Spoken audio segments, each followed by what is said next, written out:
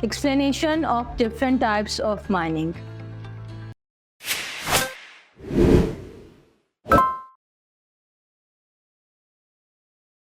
Assalamu alaikum students, welcome you all on the platform of Digital Academic provided by Moonlight International Publishers.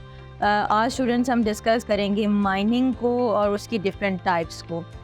Mining जैसे कि हम बार बार मैं ये word use कर रही हूँ, रिलेटेड है मिनरल्स के साथ। माइनिंग एक्चुअली क्या है? ये एक ऐसा प्रोसेस है जिसमें हम ज़मीन के अंदर मौजूद मिनरल्स को बाहर निकालते हैं। इस प्रोसेस में के लिए हमें बहुत से मैन पावर की ज़रूरत होती है, लोगों की ज़रूरत होती है, और जिस किस्म के मिनरल्स ज़मीन के अंदर मौजूद हैं उनको निकालने के लिए मुख्तलिफ़ टेक्निक्स या तरीके इस्तेमाल किए जाते हैं। उन्हीं तरीक़ों को हमने डिस्कस करना है। मुख्तलिफ़ टाइप्स हैं माइनिंग की।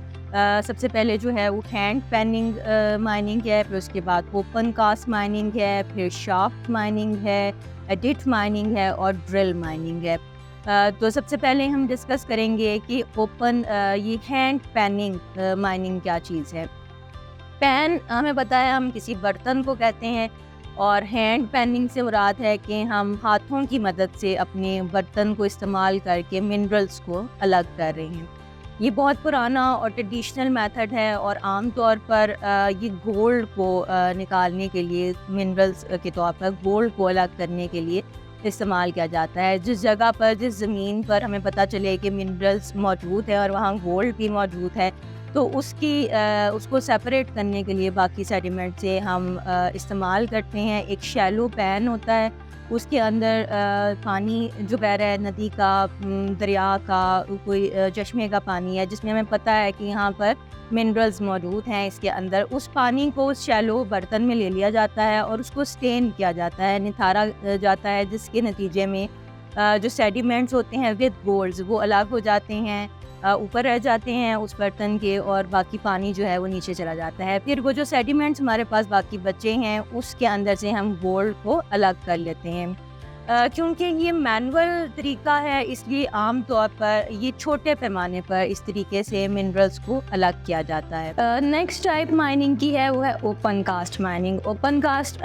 माइनिंग आम तौर पर उन जगहों पर मिनरल्स ये तरीका अपनाया जाता है जहाँ पर ज़मीन की सरफेस के पास ही मिनरल्स पता चलता है कि मौजूद है। इस तरीके में रॉक्स की या सॉइल की ओवरलेइंग लेयर्स को रिमूव कर दिया जाता है और उनके नीचे जो मिनरल्स मौजूद हैं उनको बाहर निकाल लिया जाता है। आमतौर पे तरीका उस जगह पर आजमाया जाता है जहाँ पर मिनरल्स ज़्यादा डीप ज़मीन के नीचे मौजूद नहीं होते, बल्कि सरफेस के करीब ही मौजूद होते हैं। इस तरीके में क्या किया जाता है कि एक बड़ा खुला और गहरा गड़ा खोद लिया जाता है। उस गड़े के ज़रिए मिनरल डिपॉज़िट तक जाया जाता है।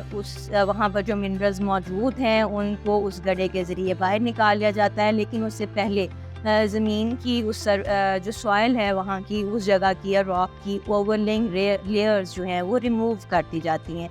उसके बाद हमें पता है कि इसके नीचे मिनरल्स मौजूद हैं, तो वहाँ पर गड़ा खोद कर एक डीप और खुला और गहरा गड़ा खोद कर उन मिनरल्स को बाहर निकाल लिया जाता है। उन मिनरल डिपॉजिट्स को अलग कर लिया जाता है, ज़मीन से निकाल के इस्तेमाल में लाया जाता है। इंशाल्लाह नेक्स्ट लेक्चर में इसकी बाकी की टाइप्स हम डिस्कस करेंगे।